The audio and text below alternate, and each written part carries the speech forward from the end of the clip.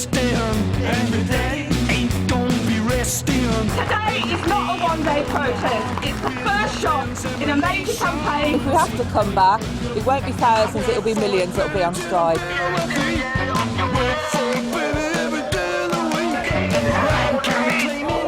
The government would like all the debate simply to be about the deficit on the terms that they choose, with the single answer that's appropriate, the cuts. Well, we know that's not actually working. It is about I can't afford to pay those pension contributions.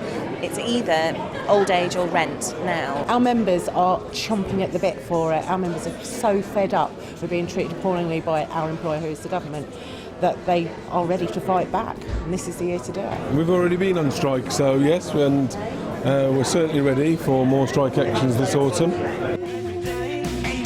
We're seeing some families that we know need a lot more help than we're able to give them, and that's as a direct result of cuts.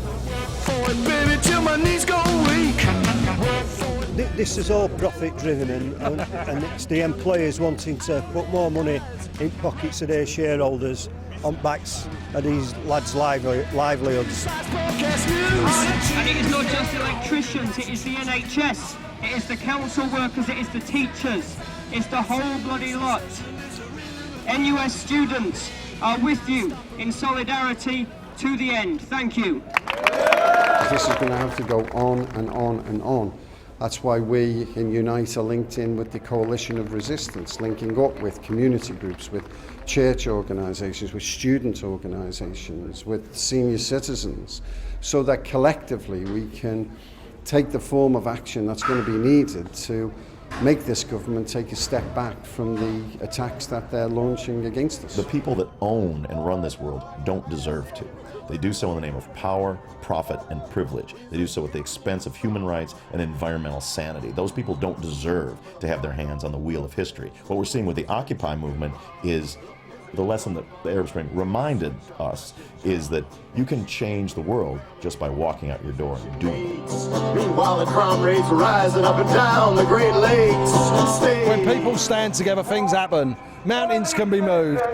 Whenever working people stand together, as they are doing now, governments shake and governments must listen. Now, whether they listen today or they listen tomorrow, they will listen, because we won't stop. We will not stop until justice is won. Try and connect with young people and get to talk to young people and say, like, there are lots of people who don't believe in what the government's doing, and we want to fight it, and we want to give you some empowerment to know that you can fight it and you should fight it. It's quite convenient for the Conservative government to say that it's these General Secretaries dictating strike, when actually union members voted for strike. At the moment it doesn't feel like the government's given us much of a choice. We're ordinary working people and we're struggling too.